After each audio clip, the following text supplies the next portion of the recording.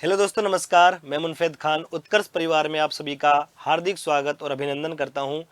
दोस्तों, आज के इस वीडियो में जैसा कि आप लोग थंबनेल में मेरे पीछे देख रहे हो, हम लोग बहुत बहुत महत्वपूर्ण जानकारी लेने वाले हैं आरपीएफ, एसआई और कांस्टेबल के एग्ज़ाम के रिलेटेड। कब आपका एग्ज़ाम हो सकता है, क्या चांसेज है एग्ज़ाम होने के। जैसा कि आप लोगों ने कैलेंडर देखा होगा, जब आरपीएफ, एसआई या कांस्टेबल की वैकेंसी आई थी तो उन्होंने एग्ज़ाम डेट क्या दी गई थी और क्या लगता है उस एग्ज़ाम डेट पे हमारा एग्ज़ाम हो पाएगा या आगे बढ़ने के कोई चांसेज हैं। साथ में हम लोग बात करेंगे प्यारे भाइयों कि भाई कैसे करें इस एग्ज़ाम की तैयारी। इस बारे में हम लोग थोड़ा चर्चा करने वाले हैं। बेहतरीन तरीके से आप अपने एग्ज़ाम को और कैसे अपनी तैयारी को बेहतरीन बना सकते हो, इस बारे में हम लोग डिस्कस करने वाले हैं। तो आज का ये सेशन बहुत छोटा होने वाला है, लेकिन इस वीडियो को आप लोगों को पूरा देखना है, बिल्कुल भी स्किप नहीं करना है। जो भी भाई या बहन आरपीएफ, एसआई या कांस्टेबल एग्जाम की तैयारी कर रहे हैं, उनके लिए ये वीडियो निश्चित रूप से बहुत ही ज़्यादा अच्छा साबित होने वाला है। तो चलिए दोस्तों, शुरू करते हैं आज के इस वीडियो में। सबसे पहले मैं आप लोगों को बताना चाहूँगा कि आप लोगों का जो आरपीएफ, एसआई या कांस्टेबल का सिलेबस होता है, जो एग्जाम पैटर्न होता है, उसके बारे में। जैसा कि आप सभी भाइयों को पता होगा, आरपीएफ कांस्टेबल हो या एसआई हो, आपके एग्जाम में दोस्तों टोटल नंबर ऑफ क्वेश्चंस जो हैं वो 120 आने वाले हैं। 120 क्वेश्चन आने वाले हैं, 120 मार्क्स के रहने वाले हैं, यानी हर क्वेश्चन 1 अंक का आप लोगों का होता है। इसके लिए आप लोगों को जो टाइम ड्यूरेशन है वो कितना मिनट मिलने वाला है दोस्तों, वो 90 मिनट मिलने वाला है। टाइम ड्यूरेशन जो है वो आपका पूरा 90 मिनट आपके पास यहाँ पे रहने वाला है, यानी कि 1.5 घंटा टाइम आपको मिलने वाला है। आपको 3 सब्जेक्ट ऐसा देखने में लग रहा है, लेकिन सब्जेक्ट 3 नहीं है, सब्जेक्ट बहुत ज़्यादा है। मैं आपको बताऊंगा अभी दोस्तों। देखो भाई, आप यहाँ पे सबसे पहले देख रहे हो जनरल अवेयरनेस या जीके जीएस, जिसको हम लोग बोलते हैं जनरली जीके या जीएस का जो पार्ट होता है, ठीक है। अब जीके जीएस आपसे इससे 50 क्वेश्चन पूछे जाने वाले हैं। अब बहुत से भाई सोच रहे हैं कि यार एक सब्जेक्ट से 50 क्वेश्चन आ रहे हैं, लेकिन आप सभी भाइयों को पता होगा कि ये एक सब्जेक्ट नहीं है मेरे बच्चों। यहाँ पे आप लोग हिस्ट्री पढ़ते हो, आप ज्योग्राफी पढ़ते हो, आप पॉलिटी पढ़ते हो, आप इकोनॉमिक्स पढ़ते हो, आप फिजिक्स पढ़ते हो, केमिस्ट्री पढ़ते हो, आप बायोलॉजी पढ़ते हो, आप और भी यहाँ पे कई सारी चीजें, आप करंट अफेयर्स पढ़ते हो। यहाँ पे आप लोगों को बहुत कुछ पढ़ना है दोस्तों। कुल मिला के यहाँ 8 से 10 सब्जेक्ट आप लोगों को पढ़ने वाले हैं। उन 8 से 10 सब्जेक्ट से टोटल नंबर ऑफ क्वेश्चन जो हैं वो कितने आने वाले हैं, 50 आने वाले हैं। आप पूरे के पूरे 10 सब्जेक्ट यहाँ पे पढ़ोगे दोस्त, उससे ज्यादा भी ये चीजें हो सकती हैं, और बहुत ही डीप या वाइड कितना भी आप इन चीजों को पढ़ सकते हो। इनका कोई लिमिट नहीं होता है, जैसा कि आपको पता है जीके जीएस का कोई लिमिट नहीं होता है। तो भाई आप कितना भी इनको पढ़ लो, तो ये एक बहुत बड़ा पार्ट है जिससे आपको 50 क्वेश्चन देखने को मिलने वाले हैं। लेकिन दोस्तों, अब आगे आप ध्यान से देखोगे तो देखो, मैथ्स और रीजनिंग दोनों से आपके सामने 35-35 क्वेश्चन आने वाले हैं। और यहाँ पे जो ये 35-35 क्वेश्चन आने वाले हैं, यानी 70 नंबर का जो ये आपका मैटर होने वाला है, जो भाई इन 70 नंबर में पूरा स्कोर करेगा, निश्चित रूप से उसको बहुत ही बेहतरीन तरीके से सफलता मिलने के चांसेस रहेंगे। क्योंकि देखो, जीके जीएस का मामला तो ऐसा है मेरे भाइयों कि आप कितना भी पढ़ लो, इसका कोई अंत तो है नहीं। अथाह सागर है, समंदर है पूरा का पूरा, तो इसका कोई अंत तो होता नहीं है जीके जीएस की अगर हम लोग बात करें तो। लेकिन मैथ्स और रीजनिंग दोस्तों लिमिटेड है, सीमित है। ऐसा नहीं है बहुत ज्यादा लेवल आप लोगों से पूछा जाता है या फिर बहुत इजी भी नहीं पूछा जाता है। इजी टू मॉडरेट का मैथ्स रीजनिंग आप लोगों से पूछा जाता है। और लगातार आप अभ्यास भी हमारे साथ करते हो, यूट्यूब पे लगातार क्लासेस चल रही हैं, आप लोगों को पता भी है दोस्तों। बेहतरीन सवाल हम लोग पढ़ाते हैं, सारी चीजों को बेहतरीन लेकर हम लोग चल रहे हैं पहले से ही, ताकि आपको एग्जाम में कोई दिक्कत नहीं आए। तो लगातार हम भी आप लोगों के साथ जुड़े हुए हैं, आप भी हमारे साथ जुड़े हुए हैं, आपको सारी चीजें पता ही है। लेकिन बात करें जीके जीएस, तो यहाँ पे आप लोगों को बहुत सारे सब्जेक्ट्स दोस्तों पढ़ने पड़ते हैं, बहुत सारी मेहनत करनी पड़ती है, तब जाके मार्क्स हमको मिलते हैं, ठीक है। तो थोड़ा सा आगे हम लोग बढ़ते हैं और सबसे पहले हम इसी बारे में चर्चा कर लेते हैं कि भाई कैसे हम हमारे एग्जाम की तैयारी करेंगे। बाद में हम लोग इसके बारे में भी चर्चा करेंगे, एग्जाम कब होने के चांसेस होते हैं, तो तैयारी क्या हमारी रहने वाली है, इस चीज के बारे में हम लोग बात करते हैं, ठीक है भाई। देखो दोस्तों, सबसे पहले हम लोगों को जो करना है, सबसे पहले जो हम लोगों को मेन बात है, जो चीज मेन है, वो है दोस्तों टाइम मैनेजमेंट आपका। सबसे पहले आप इस चीज को बहुत ध्यान से समझना, बहुत इंपॉर्टेंट ये बात मैं आप लोगों को बताने जा रहा हूं दोस्तों।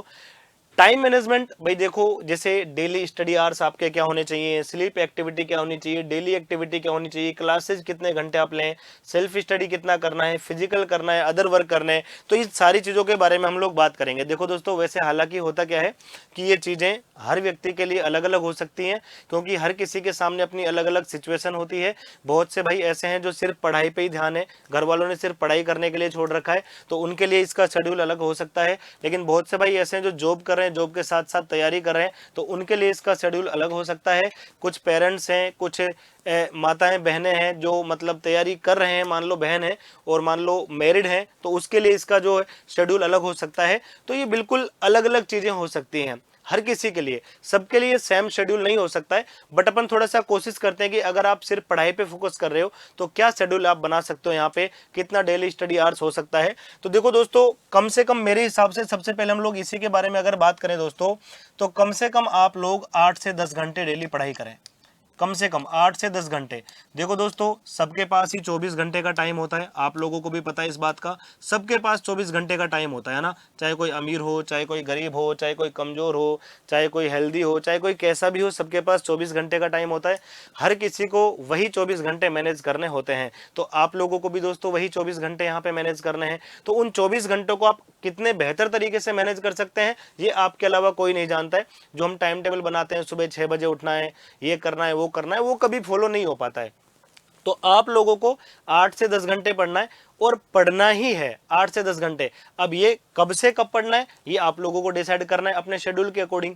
भाई क्या आपको सूटेबल लगता है, किसी को रात में पढ़ाई करना अच्छा लगता है, किसी को दिन में पढ़ाई करना अच्छा लगता है, तो ये आप अपने अकॉर्डिंग, अपने शेड्यूल के अकॉर्डिंग इसको आप लोग सेट करें। लेकिन कम से कम अगर आपको वास्तव में ही नौकरी लगनी है तो 8 से 10 घंटे पढ़ाई करना नियमित आप लोगों को जरूरी है। और सबसे बड़ी बात जो मैं यहाँ पे बोल रहा हूँ, कंसिस्टेंसी के साथ नियमित पढ़ाई बहुत जरूरी है। पढ़ाई और नियमित पढ़ाई में बहुत फर्क होता है। बहुत से भैया जैसे पढ़ रहे हैं किस दिन 10 घंटे, लेकिन अब 3 दिन तक नहीं पढ़े, तो वो गलत होता है। कंसिस्टेंसी या रेगुलरिटी ये आप लोगों को बना के रखनी है, ये मायने रखता है दोस्तों, बहुत ज्यादा मायने रखता है। कंसिस्टेंसी या रेगुलरिटी, दोनों चीजों पे आपको फोकस करना है भैया ना। रेगुलर पढ़ाई करो, कंसिस्टेंसी के साथ पढ़ाई करो, रेगुलर ही पढ़ना है, तभी सिलेक्शन हो सकता है। ऐसा नहीं एक दिन पढ़ लिए 2 दिन नहीं पढ़े तो चीजें मुश्किल हो जाएंगी। रेगुलर आप लोगों को पढ़ना पड़ेगा, ठीक है दोस्तों। स्लीप, देखो मेरा मानना यह है कि कम से कम आप लोगों को 6.5 से लेकर 7.5 घंटे तक सोना चाहिए। इसको आप लोग अपने हिसाब से मैनेज कर सकते हैं। 6.5 घंटे रात में आप सो सकते हैं, 1 घंटा दिन में सो सकते हैं, क्योंकि जब हम लगातार पढ़ रहे होते हैं तो हमारा माइंड भी थोड़ा सा ये थक जाता है, माइंड भी थक जाता है। तो माइंड की थकान के लिए भी कई बार हम बेमतलब, वो भी, उससे भी कोई फायदा नहीं होता। लाइब्रेरी में बैठे हैं, सर टकरा रहा है लाइब्रेरी की टेबल से, नींद आ रही है, तो उससे भी पढ़ाई नहीं हो पाती है। तो दिन में भी आप लोग थोड़ा बहुत सो सकते हैं, रात में भी आप लोग सो सकते हैं। डेली एक्टिविटी ये आपके ऊपर डिपेंड करता है मेरे भाई, क्या क्या आप लोग कर सकते हो। जब आप पढ़ाई ही कर रहे हो तो फिर इस चीज का कोई मायने नहीं रहता है, सिर्फ आपको पढ़ाई पे फोकस करना है। जितना टाइम आप पढ़ाई के लिए निकाल सकते हो वो आप लोगों को करना है। क्लासेज की अगर बात करें तो देखो, क्लासेज और सेल्फ स्टडी इन दोनों को मैंने मिलाकर ही आप लोगों को बताया है कि भाई 8 से 10 घंटे आप लोगों को ये टाइम देना है। ये आपकी क्लासेज और सेल्फ स्टडी से ही संबंधित चीज है। अब जैसे बहुत से भाई कोचिंग कर रहे हैं, जिन्होंने बैच ले रखा है, प्रॉपर 4 से 5 घंटे उनकी क्लासेज भी चलती है, तो आप क्लासेज लें, उसके बाद 4 से 5 घंटे आप सेल्फ स्टडी करें, ठीक है। और जो भाई जिनका कोर्स कंप्लीट हो चुका है, सिलेबस कंप्लीट हो चुका है, तो धुआंधार तरीके से रिवीजन करें। मॉक टेस्ट आप लोग लगाएं, रेगुलर मॉक टेस्ट लगाना बहुत जरूरी है, ये बात आप लोग ध्यान रखना। सिलेक्शन से पहले, आपके एग्जाम से पहले तो मॉक टेस्ट तो भाई बहुत जरूरी होते हैं, है ना।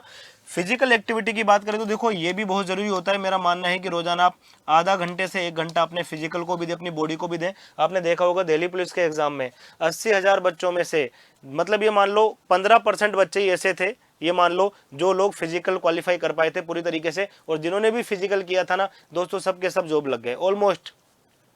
तो फिजिकली नहीं कर पाए, नंबर बहुत ज्यादा थे लेकिन फिजिकल नहीं कर पाए। तो ये समस्या हमारे सामने नहीं आनी चाहिए। तो रेगुलरिटी शुरू से ही बना के रखें। वैसे भी देखो, अपने माइंड के लिए भी ठीक है, बॉडी के लिए भी ठीक है, अपनी फिटनेस के लिए भी ठीक है। एग्जाम कब होगा, फिजिकल कब होगा, उस चीज से मतलब नहीं है, फिर भी अपने को फिजिकल एक्टिविटी में 1 घंटा, आधा घंटा, जितना भी आप टाइम दे सको आपको रेगुलर देना चाहिए दोस्तों। अदर वर्क तो आप लोगों के पास क्या है, अगर आप पढ़ाई कर रहे हैं तो अपनी सिर्फ पढ़ाई करें भाई। बाकी जो जॉब वाले हैं उनके लिए शेड्यूल अलग हो सकता है, हर किसी के लिए शेड्यूल अलग हो सकता है, ये बात मैं आप लोगों को बता चुका हूं, ठीक है दोस्तों।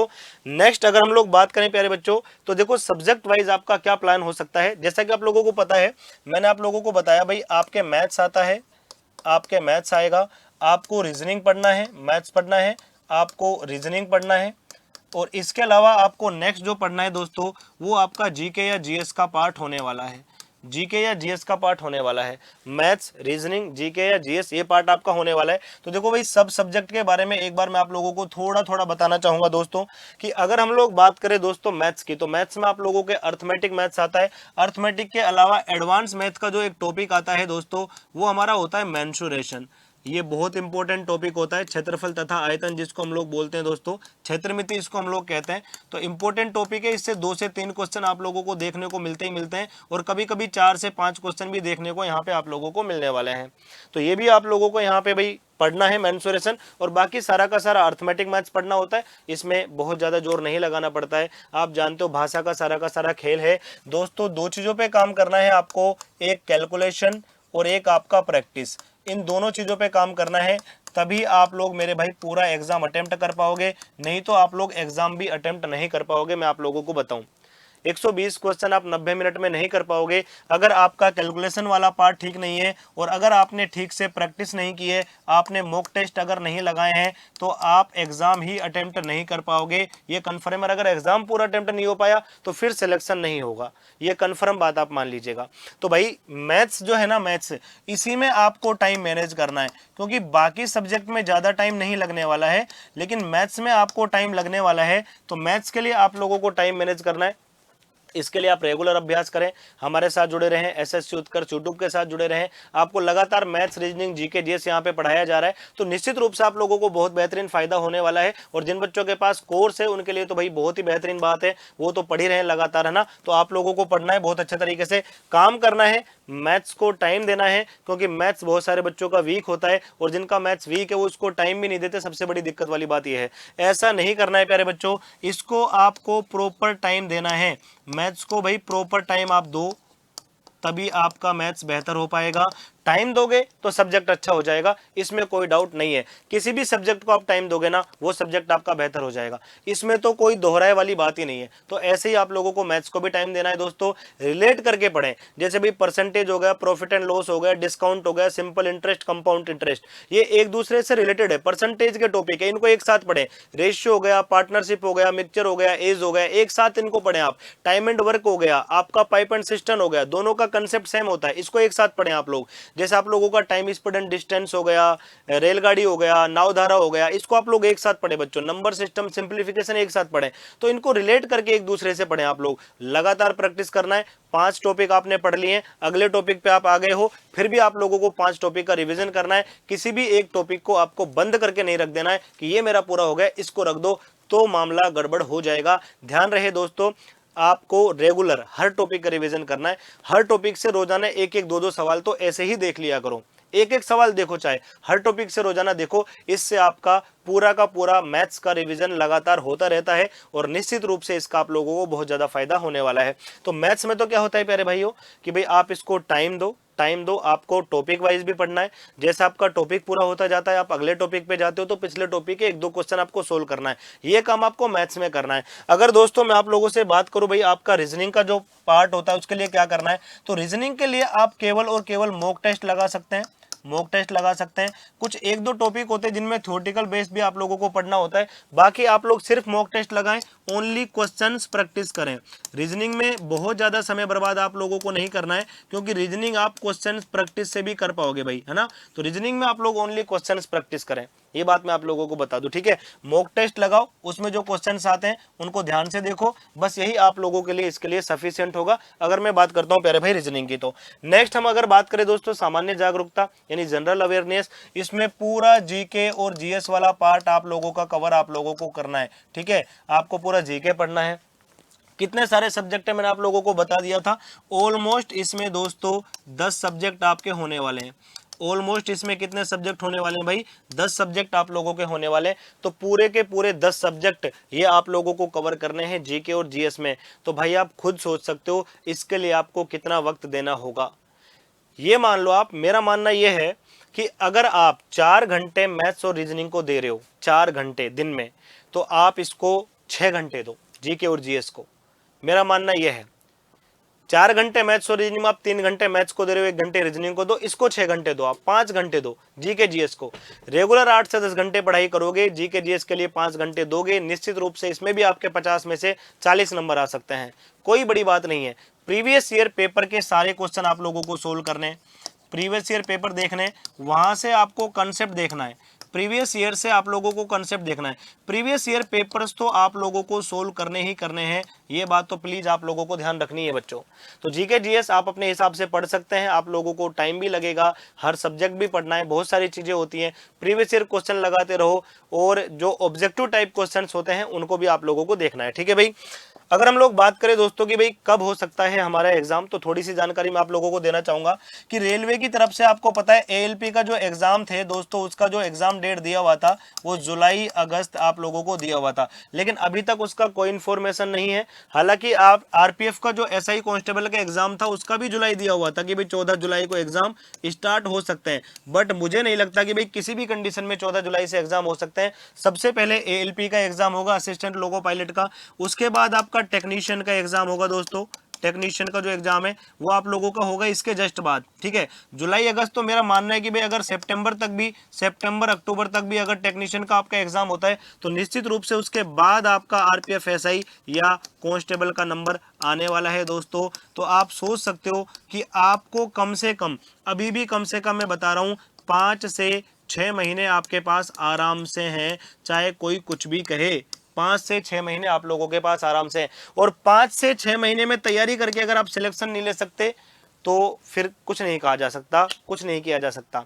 सिलेक्शन जरूरी है, तैयारी करो, दिन रात एक कर दो, मेहनत करो। मात्र 6 महीने की मेहनत हमारी पूरी जिंदगी बना सकती है दोस्तों, पूरी लाइफ सुधार सकती है, आने वाली पीढ़ियां बदल जाएंगी, हमारे बच्चों की लाइफ, हमारे माता पिता की लाइफ, हमारे भाई बहन की लाइफ, सब कुछ चेंज हो जाएगा। मात्र कितने महीने की मेहनत में?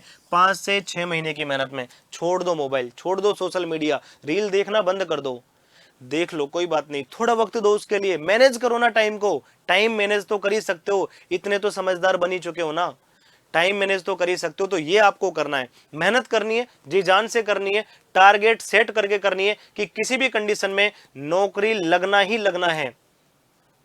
आप सोच लो ये बात, जब तक दिल में ये बात नहीं आएगी, मन में ये बात नहीं आएगी, हम नहीं कर पाएंगे कुछ। तो किसी भी तरीके से ये बात सोचो, कुछ भी करो, लेकिन ध्यान रहे टारगेट सेट करो मेरे भाई। 6 महीने की मेहनत, एक सरकारी नौकरी, पूरी लाइफ चेंज। सोच के देखो यार, कितना सम्मान, माता पिता का सम्मान, अपने लिए नहीं माता पिता के लिए सोचो, आने वाली पीढ़ी के लिए सोचो। बहुत कुछ कर सकते हैं, नौकरी लगनी है, किसी भी कीमत पे इस बार नौकरी लगनी है, ठान लो मन में, सब कुछ कर सकते हो। सुना ही होगा आपने, जो हम सोच सकते हैं ना हम कर सकते हैं यार, सोचो तो सही एक बार। तो मेहनत करो जी जान से, हमारी तरफ से भी आप लोगों के लिए बहुत बहुत शुभकामनाएं हैं। और आप लोगों को बताना चाहूंगा दोस्तों, उत्कर्ष परिवार की तरफ से भी बहुत शानदार ऑफर आप लोगों के लिए हम लोग लेकर आए हैं। एसएससी और रेलवे के सभी ऑनलाइन कोर्सेज पर, सभी ऑनलाइन कोर्सेज पर आपको 90% तक का डिस्काउंट मिलने वाला है। ये ऑफर आपका 14 से लेकर 20 जून तक चलने वाला है, आपको पता ही है। 14 से 20 जून तक, 20 जून तक, ध्यान रहे लास्ट डेट क्या है, 20 जून। आपको 90% तक का डिस्काउंट मिल रहा है, साथ में आपको 13% का एक्स्ट्रा डिस्काउंट भी यहां पे मिल रहा है। लेकिन इसके लिए आपको ये प्रोमो कोड लगाना पड़ेगा दोस्तों, UC13, ये प्रोमो कोड आपको लगाना पड़ेगा। तो 90% तक के सारे कोर्सेज पर, आप एसएससी की किसी भी एग्जाम की तैयारी कर रहे हैं, आप रेलवे के किसी भी एग्जाम की तैयारी कर रहे हैं, आपको अप टू 90% डिस्काउंट मिलने वाला है, 90% तक की छूट मिलने वाली है। साथ में आपको उस डिस्काउंट पर भी 13% का एक्स्ट्रा डिस्काउंट मिलने वाला है, उस डिस्काउंट पर भी, लेकिन उसके लिए आपको ये प्रोमो कोड लगाना पड़ेगा। तो आइए दोस्तों, जुड़िए हमारे साथ, अपनी तैयारी को बेहतरीन कीजिए, अपने सपनों को पूरा कीजिए, और हमारी तरफ से आप सभी लोगों के लिए शुभकामनाएं। आज के इस सेशन में इतना ही। वीडियो पसंद आया हो तो आप इसे लाइक और शेयर जरूर कीजिएगा अपने दोस्तों के साथ। Thank you so much.